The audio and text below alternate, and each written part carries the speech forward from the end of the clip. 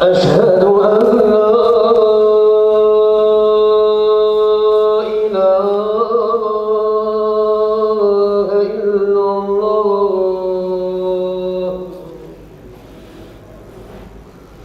أشهد أن لا إله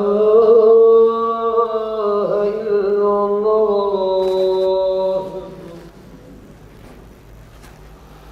أشهد أن محمدًا رسول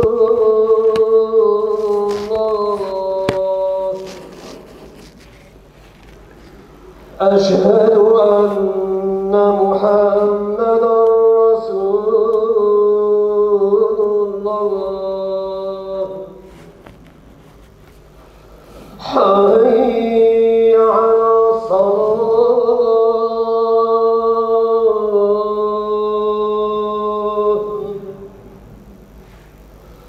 حي على الصلاة.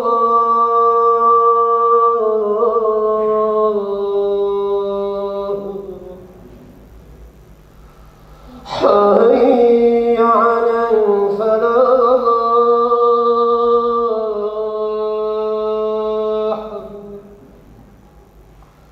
حي على الفلاح.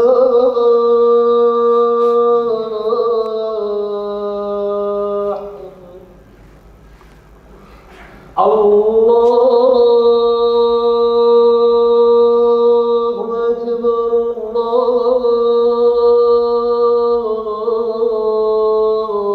الله أكبر.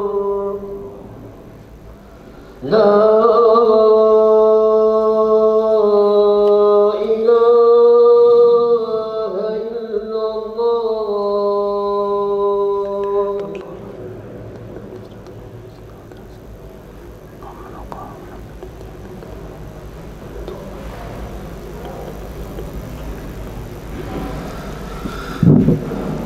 الحمد لله.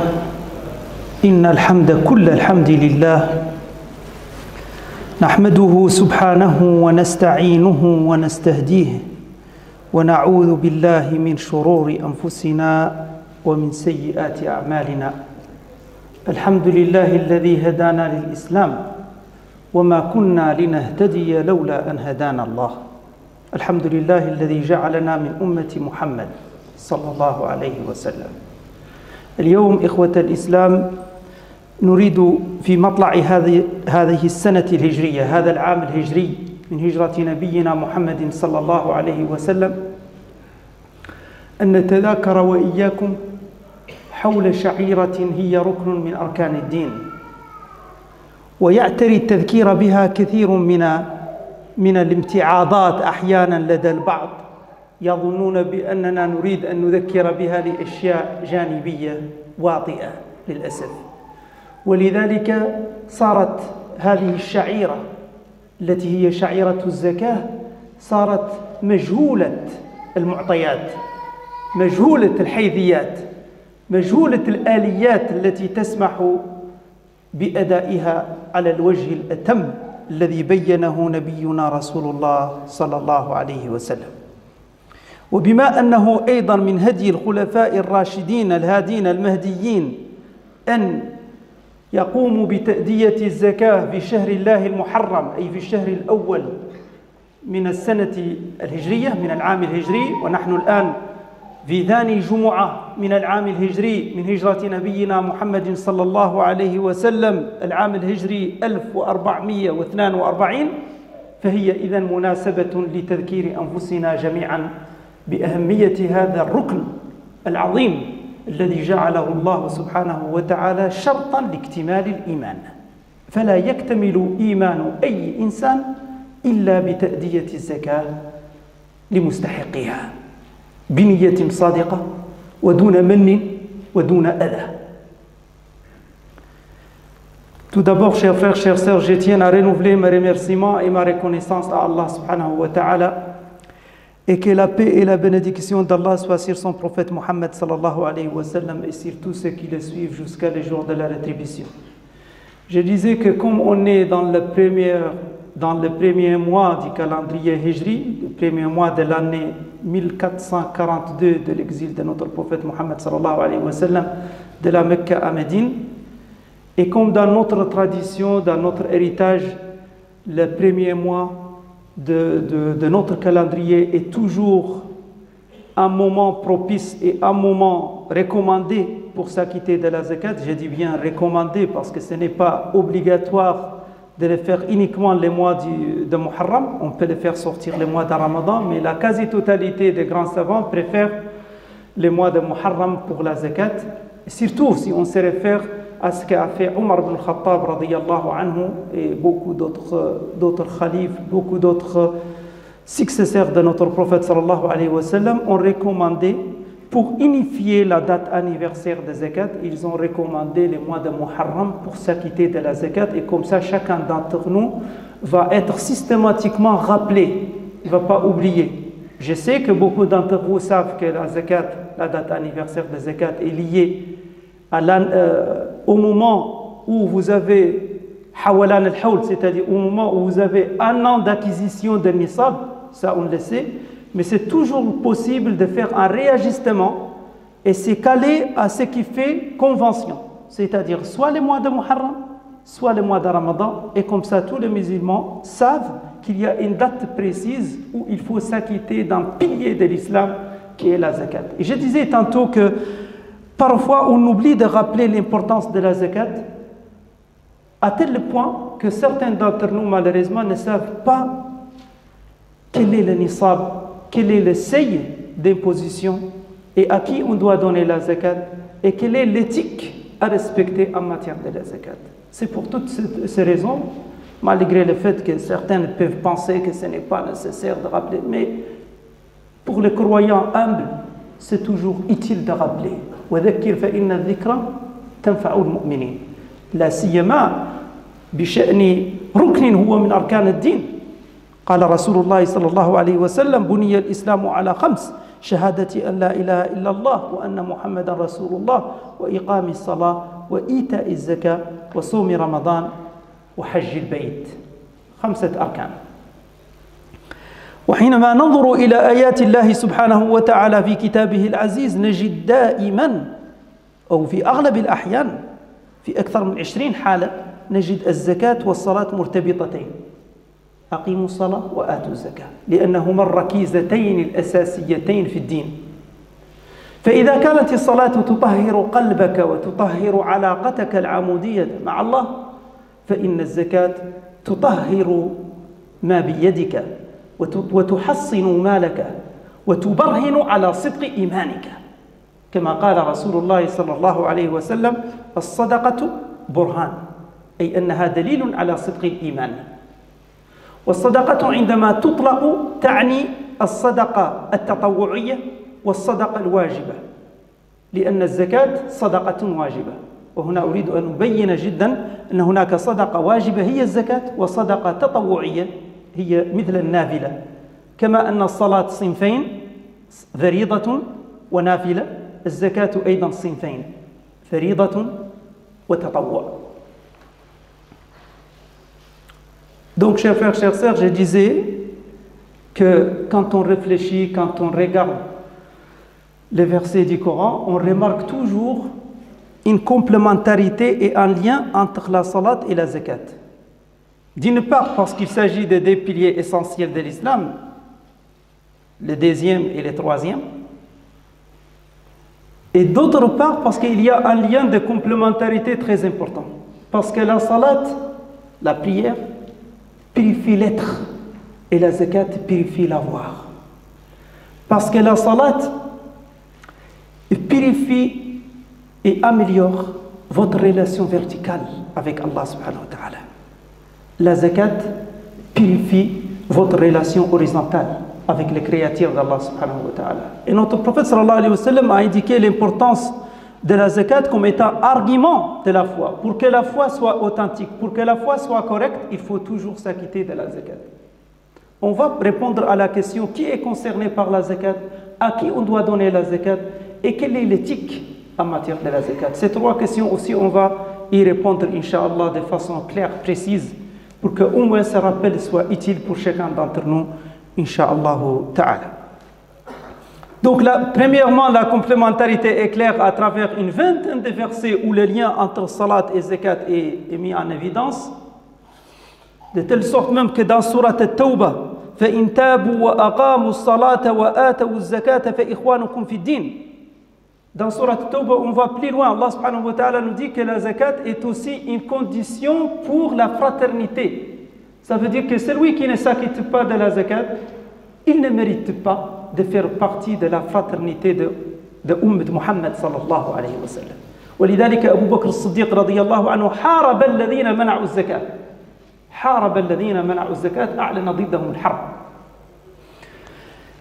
Je disais que la complémentarité est claire. Je disais aussi que zakat purifie la relation horizontale. Et Allah subhanahu wa ta'ala n'a pas besoin de quoi que ce soit. Mais Allah subhanahu wa ta'ala veut nous montrer à travers la zakat qu'on prouve réellement notre adhésion à l'islam, notre adhésion à la Ummah du prophète sallallahu alayhi wa sallam. Comme vous le savez, beaucoup peuvent prétendre aimer Din ou aimer l'islam ou aimer la spiritualité ou aimer Allah subhanahu wa ta'ala et son prophète sallallahu alayhi wa sallam. Mes chers frères, chères sœurs, on ne peut pas aimer sans donner. On peut donner, on ne peut pas, quand on aime, on donne. Et celui qui aime Allah subhanahu wa ta'ala et son prophète sallallahu alayhi wa sallam doit faire preuve de cet amour en donnant au minimum et de façon régulière et sans retard et sans anomalie et sans ostentation, donner ce qui est qualifié d'al-haqq al-ma'loum. Allah subhanahu wa ta'ala, tellement pour montrer l'importance de la zakat, il l'a appelé de plusieurs noms dans le Coran. وَكَثْرَةُ الْأَسْمَاءِ وَالْمُسَمَّيَاتِ تَدُلُّ عَلَى عَظَمَةِ الشَّيْءِ. ولذلك الزكاة في القرآن تجدونها تسمى الزكاة وتسمى الصدقة وتسمى الحق المعلوم وفي أموالهم حق معلوم للسائل والمحروم. Maintenant, on va répondre de façon pédagogique et claire. Qui est concerné parmi vous par la zakat? Et quand on parle ici de la zakat, sans rentrer dans les détails, on ne va pas parler des zakats des autres filières ou des zakats de l'agriculture ou d'autres, parce qu'il existe plusieurs types de zakat. On va parler directement de la zakat qui vous concerne, qui nous concerne en tant que personne ici, en France d'aujourd'hui et dans des pays industrialisés où la majorité des gens sont soit salariés, soit des professions libérales, soit sans emploi, soit étudiants, etc. Donc il y a pas de, on va pas parler de la zakat qui concerne ceux qui travaillent dans le secteur agricole ou ceux qui sont dans d'autres configurations. À la limite, on peut répondre à ce genre de questions dans un dars ou dans une conférence. Maintenant, si on pose directement la question qui est concerné parmi vous par la zakat, la réponse sera toute personne parmi vous qui possède depuis un an ce qu'on appelle le nisab. D'où vient une deuxième sous-question. Qu'est-ce que c'est le nisab? Le nisab, c'est un seuil minimum que notre prophète sallallahu alayhi wa sallam a défini, a déterminé. Personne d'autre n'a le droit de le déterminer, personne d'autre n'a le droit de le faire changer. Ça reste stable jusqu'à le jour de la résurrection. Et le prophète sallallahu alayhi wa sallam l'a déterminé en la valeur en 20 dinars islamiques à l'époque. 20 dinars islamiques à l'époque de notre prophète sallallahu alayhi wa sallam, c'est l'équivalent de 85 grammes d'or. Donc la valeur de 85 grammes d'or partout où tu te trouves sur la planète Terre, que tu sois au Japon, que tu sois aux États-Unis, que tu sois au Mali, au Sénégal, en Algérie, en Tunisie, au Maroc, c'est toujours, tu regardes là, 85 grammes d'or, ça vaut combien de la monnaie locale? Donc, ici en France, tu vas poser chaque année la question, tout musulman sérieux, chaque année, le mois de Muharram ou le mois de Ramadan, va poser la question auprès de la mosquée de proximité, dites-moi combien la valeur de 85 grammes d'or. Il faut bien retenir le grammage, 85 grammes d'or. Parce que la valeur en monnaie peut changer d'une année à une autre. C'est pour cela, retenez 85 grammes d'or. Les femmes aussi doivent retenir cette information par rapport à leurs bijoux qu'ils ne les utilisent pas. Naturellement, le bijou qui s'utilise régulièrement est exonéré selon l'école malikite. Mais il est toujours recommandé selon l'imam Abu Daoud que toute chose qui dépasse depuis un an 85 grammes d'or, on doit faire sortir le droit qu'Allah a établi comme un droit fixe de valeur 2,5%. Donc, qui est concerné parmi nous par la zakat? Toute personne ayant comme valeur monétaire quelque chose qui est égal ou supérieur depuis le mois de Muharram de l'année dernière, quelque chose qui dépasse la valeur de 85 grammes d'or. On peut se poser la question, quelle est la valeur de cela en euros?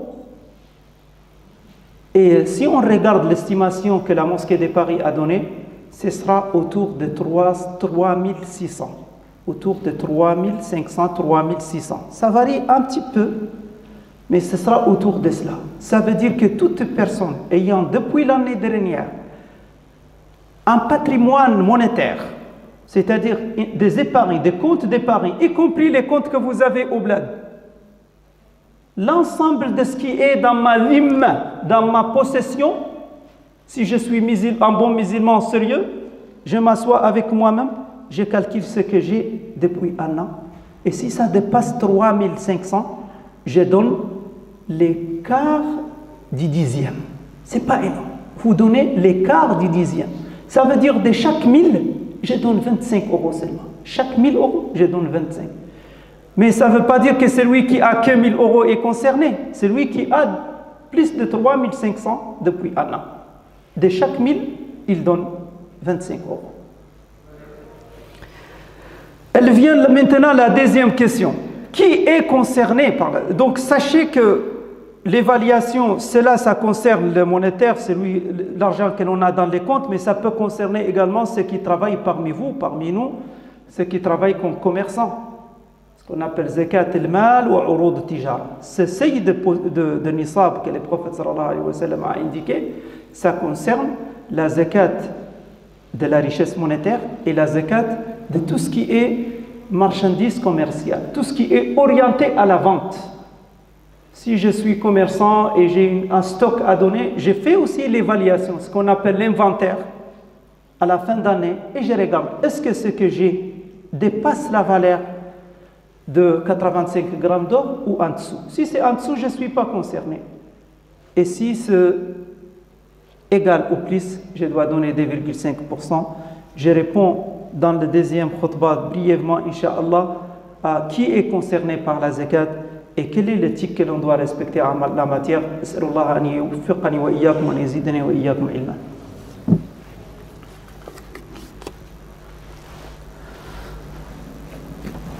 الحمد لله الذي بنعمته تتم الصالحات الحمد لله الذي بجوده وكرمه تتحقق المقاصد والغايات أشهد أن لا إله إلا الله وحده لا شريك له وأشهد أن محمدا عبده ورسوله حتى أكون مختصرا أقولها إذا مباشرة بلغة الفرنسية إن شاء الله تعالى فقد تحقق ما يلزم لخطبتنا بتذكير قول الله سبحانه وتعالى أقيموا الصلاة وآتوا الزكاة وتذكير حديث نبينا صلى الله عليه وسلم الذي يؤكد فيه أن الزكاة ركن أساسي من أركان الدين وأمره لنا بتحصين أموالنا بالزكاة وبتحصين أنفسنا وتزكية أنفسنا بالزكاة وقد قال الله تعالى قد أفلح من تزكى وذكر اسم ربه فصلى وقد وصف الله المؤمنين بأنهم للزكاة فاعلون، فقال الله عز وجل: قد أفلح المؤمنون الذين هم في صلاتهم خاشعون والذين هم عن اللغو معرضون والذين هم للزكاة فاعلون. في سورة المؤمنون.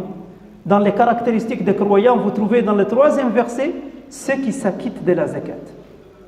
On a parlé de qui est concerné. Maintenant, on doit rappeler rapidement et brièvement, en fait, à qui on doit donner la zakat. On doit donner la zakat à ceux et celles qui répondent à des critères précis, mentionnés dans la sourate 9, le verset numéro 60. La sourate 9, le verset numéro 60. La sourate At-Tawbah. إنما الصدقات للفقراء والمساكين والعاملين عليها والمولفة قلوبهم وفي الرقاب والغارمين وفي سبيل الله وابن السبيل فريضة من الله والله عليم حكيم. في هذا الزمن, dans notre époque, comme c'est difficile parfois de savoir qui répond à ces critères, ce qu'on recommande, c'est de la donner à une mosquée, tout en précisant qu'il s'agit de zakat al-mal, comme ça elle ne va pas être mélangée avec la sadaqa normale. Et je pense qu'une approche de cette approche-là correspond mieux à l'institutionnalisation de la zakat. Et quand on institutionnalise la zakat, Inch'Allah, son effet social, son effet socio-économique devient efficace au profit de notre communauté, de la communauté de Muhammad sallallahu alayhi wa sallam. Dernier mot, ça concerne l'éthique de la zakat. Et l'éthique de la zakat a été rappelée dans la sourate Al-Baqarah. Lorsqu'Allah subhanahu wa ta'ala il nous dit: Ya ayyuha alladhina amanu la tubtilu sadaqatikum bil manni wal adha. Quand on donne notre zakat, il faut le donner avec une bonne intention et il faut éviter toutes sortes d'ostentations, toutes sortes de rappels, de ne pas rappeler que c'est oui, j'ai fait ceci, j'ai fait cela, de le donner en toute sincérité. Et plus c'est discret, plus c'est mieux. إن تبدوا الصدقات فنعما هي وإن تخفوها وتؤتوها الفقراء فهو خير لكم ونسأل الله أن يبارك لكل مسلم يؤدي حق ماله وأن يبارك لنا جميعا فيما أعطانا ونسأل الله أن يغفر لكل الحاضرين. اللهم كل الحاضرين معنا في هذه الجمعة المباركة نسألك أن تبارك لهم فيما أعطيتهم. أسألك اللهم أن توفقنا جميعا للخير ونسألك اللهم أن توفقنا لتطبيق شعائر ديننا على الوجه الأتم وعلى الوجه الذي يرضيك عنا. نسألك اللهم أن تغفر ذنوبنا وإسرافنا في أمرنا وأن تثبت أقدامنا وأن تنصرنا على القوم الكافرين وندعو الله لمرضانا أن يشفيهم. اللهم اشف مرضانا ومرضى المسلمين ولا تدع لنا في هذه الساعة ذنبا إلا غفرته ولا هما إلا فرجته ولا مريضا إلا شفيته ولا حاجة من حوائج الدنيا والآخرة لك فيها رضا ولنا بها صلاح إلا قضيتها. سبحانك يا قاضي الحاجات، سبحانك يا مجيب الدعوات، سبحانك يا رب العرش الكريم. عباد الله، إن الله يأمر بالعدل والإحسان وإيتاء ذي القربى وينهى عن الفحشاء والمنكر والبغي يعظكم لعلكم تذكرون ولذكر الله أكبر والله يعلم ما تصنعون وقوموا إلى صلاتكم يغفر لي ولكم الله.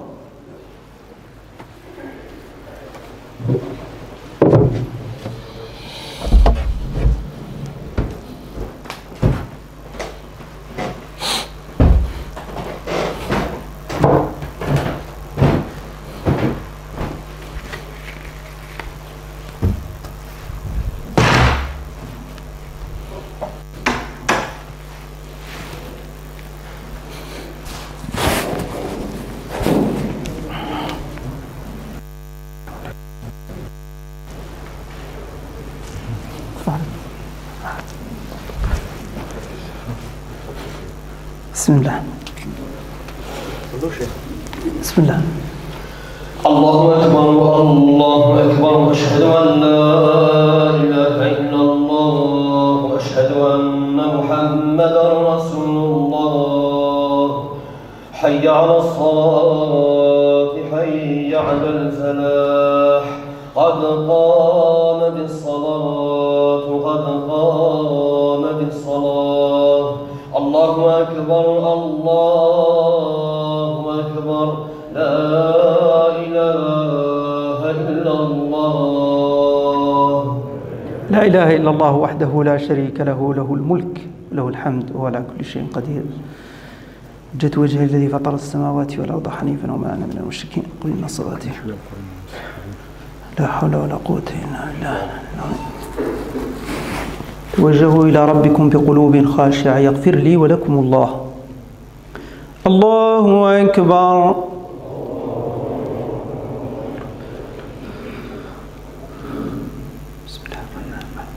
الحمد لله رب العالمين الرحمن الرحيم ملك يوم الدين إياك نعبد وإياك نستعين اهدنا الصراط المستقيم صراط الذين أنعمت عليهم غير المغضوب عليهم ولا الضالين.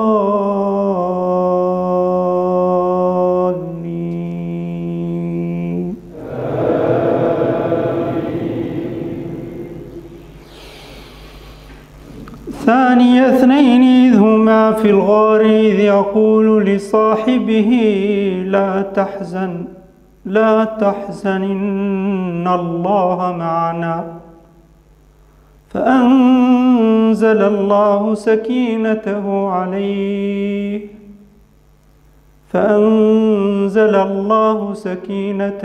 عليه وأيده بجنود لم تروها وجعل كلمة الذين كفروا السفلى وكلمة الله هي العليا والله عزيز حكيم. الله أكبر.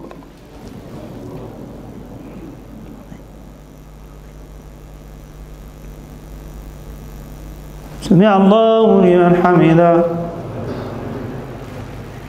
الله أكبر.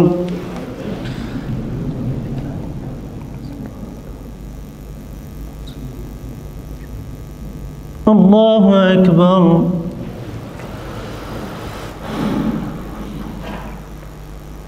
الله أكبر.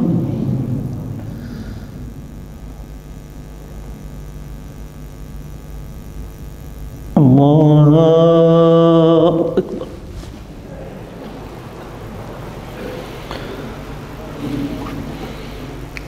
الحمد لله رب العالمين الرحمن الرحيم ملك يوم الدين إياك نعبد وإياك نستعين اهدنا الصراط المستقيم صراط الذين أنعمت عليهم غير المغضوب عليهم ولا الضالين.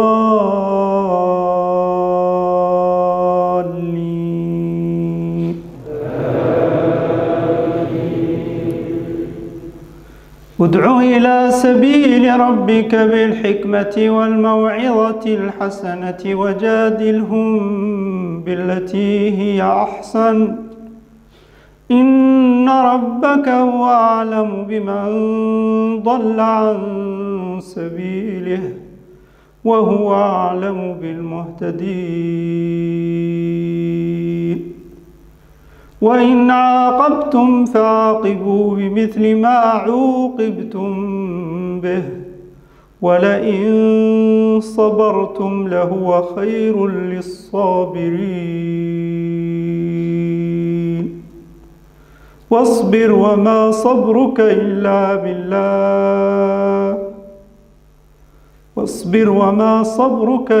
بالله ولا تحزن عليهم ولا تك في ضيق مما يمكرون إن الله مع الذين اتقوا والذين هم محسنون. الله أكبر.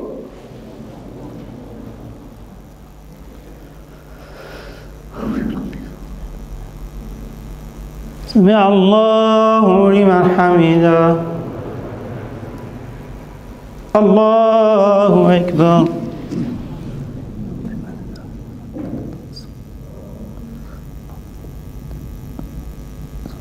الله أكبر. الله أكبر.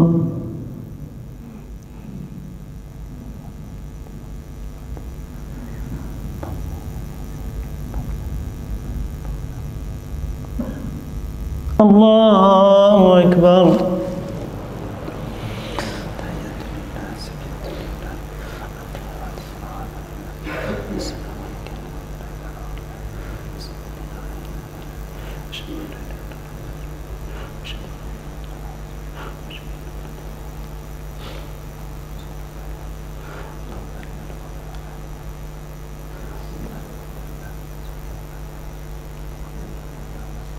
السلام عليكم ورحمة الله. السلام عليكم ورحمة الله.